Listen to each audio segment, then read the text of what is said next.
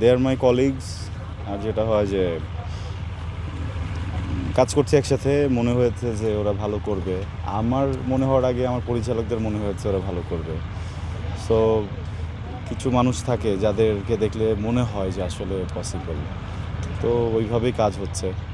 আর একটা বিষয় হচ্ছে যে আমি তো আসলে আমার শুরুর দিকে অনেক রকমের সাপোর্ট পাইনি, তখন আমি মিসিংগুলো ফিল করেছি যে আসলে ইন্ডাস্ট্রিতে বেটার একটা পজিশন হোল্ড করার জন্য বা ভালো মানের কাজ পাওয়ার জন্য বা ভালোভাবে থাকার জন্য আসলে কী কী প্রয়োজন। তো সেটাতে আমি সবথেকে বেশি যেটা ফেস করেছি সেটা হচ্ছে গিয়ে সিন্ডিকেটের বাইরে গিয়ে সহশিল্পীর সাপোর্ট প্রয়োজন।